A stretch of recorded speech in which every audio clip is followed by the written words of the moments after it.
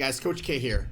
Before I start, click on that subscribe and bell button, share the video before we get started. But I got some good stuff to talk about today, and pay attention because there's some really cool things that are happening that maybe you don't even know are actually happening in the industry right now. And so I want to make sure that you guys have the most up-to-date information. So first things first, Celer ICO raised $4 million on Binance Launchpad, and it happened in 17 minutes, but there were tons of issues, and I want to go over some of the things that happened afterwards from CZ and my opinions on that. So they went on, they did a $4 million raise, and they're, the really big thing is how many of you guys got logged out? How many of you guys had problems doing your CAPTCHA? How many of you got stuck in the queue? How many of you, just randomly were logged off over and over again? It happened like some people I know 3 to 5 times. So really it was just like a luck of the draw type of thing, right? And as we can see from here, CZ even said it's like a bottleneck issue where there's so many people trying to get in at the same time because they all know what's gonna pump pretty much. And so they all try to buy, and they have 39,000 people trying to buy, and 3,129 actually did get to. So they're trying to explore different options, but this is a really big problem in my opinion. We may try a different approach next time, a BNB holding allocation model, thinking about it. Now this is a really bad thing for Binance Launchpad to do for retail investors, because if you have 100 Binance coin or even 1,000, if you have let's say 50 even, now you're basically told like you can't get very much allocation because you don't have it. And it's a really whale profitable strategy. So if I'm a whale, I have 10,000 BNB, I'm gonna be able to buy more than you, which isn't really fair. And so I don't really like this idea at all. So that's the problem with that thinking. And I think CZ should definitely think about it a lot more, because if he asks his communities of people, they're gonna find that it's really bad and it's a bad idea. Now, Celer Network and Binance Launchpad was the third one. They did BitTorrent and Fetch AI first, and all of these have sold out within 15 minutes. I mean, it would have been probably faster with Celer, but the first like 6 minutes or so, it was people just trying to get in, and it was like stuck, and then it finally started to move faster. So moving on to the next thing, I was talking about, our Fortune 500 companies coming into crypto. Well, here we see Cisco reporting by 2027, blockchain will capture $10 trillion of the world's wealth. And here they're talking about the impact of blockchain currently with the gross domestic product for all the global world. We have about $80 trillion. Well, he thinks that we'll be at 100 trillion by then, because as we know, US dollars always get inflated. So if we add 2% to that every single year, you can understand why by 2027, we'd be at 100 trillion. Not really real, but we'll have the valuation of money too. But we also have Bitcoin, which obviously gains value over time because of the halving coming up, and we have Litecoin's halving coming up as well. So don't sleep on those things. Keep your eyes on them. So blockchain obviously is a major innovation. A lot of companies are seeing really big benefits from it. Now here's the really big one that I see is supply chain. My friends at Unification, they're also doing it. They love, I really like their concept of, they actually want to make, they call themselves now work chain, because it's like they actually want to use it to make money for people, use blockchain technology and their coins to actually have a use case in the real world, which is awesome. So basically, the cool thing about having a supply chain is you can actually find out from the factory till it goes in your hands where it was. And we all know there's an issue in the world right now of fraudulent things, especially when we hear about things sometimes from China and Vietnam, and not picking on Asia, but and India. We're not trying to pick on anyone. I'm just saying that we know that there's fraudulent things happening. Malaysia had fraudulent, they have fraudulent vaccines and things that come out of it as well. Now that's not everyone, and we're not trying to pick on anyone here, so just want to make that straightforward. But with the supply chain, you don't have these issues. We can detect fraud right away, so you can't make fake products. You obviously stop waste. So if you're doing a supply chain for food, you only make a certain amount that you need, you bring it to the store, you have statistics on that. AI can actually do the ordering for you via the blockchain. You can link them all together, and it's a really cool way of doing things. Another really big benefit is that theft is a lot harder when you have a supply chain, because things will go missing, and it's a lot easier to see that oh no, things didn't fall off the truck. Okay, so and you find out if it did fall off the truck, where it fell off on the truck and who was involved in that. So it will cost savings a lot of money. People think that the efficiencies will lead to excess of $3 trillion in 30. So this is Cisco. Now we go on to IBM, and IBM signed 6 banks to issue stablecoins and use XLM on the Celer blockchain.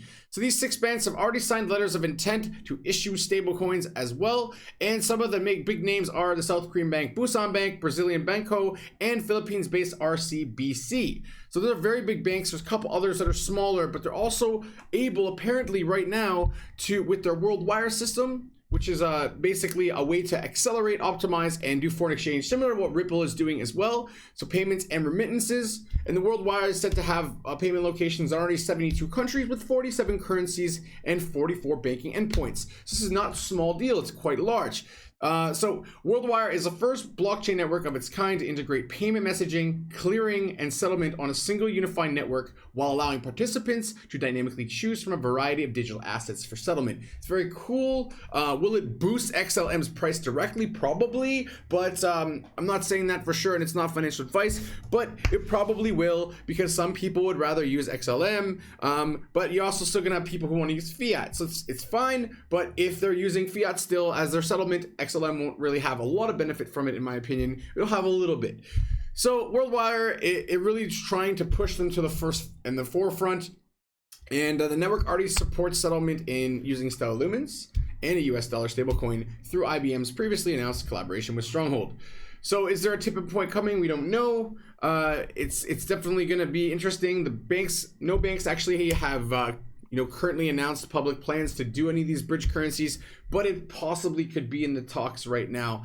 And so it's quite interesting and something to keep your eyes on. Another thing you should keep your eyes on is Stellar. If you guys want to see, 1 billion XLM were transferred to Coinbase deposits right here. So 1 billion Stellar were put into Coinbase just recently, more likely for trading, potentially for some custodian services. But the point is that's a lot of XLM, guys. If we did that and we said it was 10 cents on XLM, how much is 10 cents divided by 1 billion, right? So it's a lot of money. Now, the last thing I want to talk about so I can get you guys out of here is this.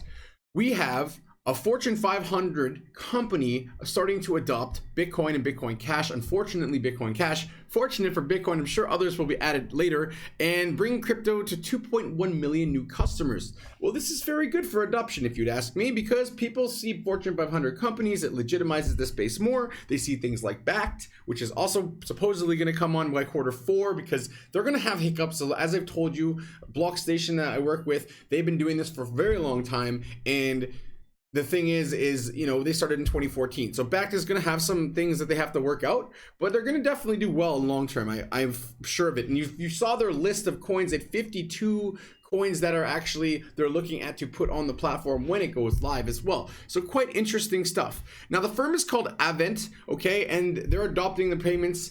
And the really cool part about Avnet is they want to actually be the leader, the first one to do it. So they were we want to have more convenient ways to pay. They see the future. They know cryptocurrencies are going to be big. And so working with people like BitPay, they already have $1 billion of transactions already a year with BitPay. And now they're trying to add Bitcoin Cash and Bitcoin to the network, which is quite interesting. Now, the really big benefit of why they would do this, obviously everything in blockchain comes down to having no middlemen or way less middlemen and doing it more peer-to-peer, B2B, so it's B2C, so it's a lot more straightforward, less people in the middle, which means you can make it cheaper. It's faster as well, so it also makes it easier to use, and so this is why they're really looking at pushing that forefront. And they're going to do more than just have like one blockchain for payment. They're going to do a lot of different things using blockchain technology. And we're going to see that, like I said, we're going to see that in supply chain. We're going to see that in insurance, because insurance fraud, right? We're going to see that probably with airline tickets, right? My brother is a perfect example of that. He went to go fly back to Canada just the other day, dropped him off the airport. We were together. And then he's like, I have a problem. Like, what's your problem? He's like, they have the ticket number, but they don't have my name in the system. So with a blockchain, that would not be possible. It would have been ingrained in the system that he was going on that flight, on that ticket. And so it would simplify the process, even for the people behind the desk who couldn't figure out what to do. So these are the really big benefits of using blockchain technology, as well as using cryptocurrencies. So that's something that's really interesting. Now, Not only is paying with Bitcoin easier than doing a bank wire and a credit card, as they say, it's less expensive, acceptance is growing, and they actually are saying, Sunny Singh from BitPay saying, this is probably going to be something they take advantage of, and if they're the first ones to do it, it's going to be big.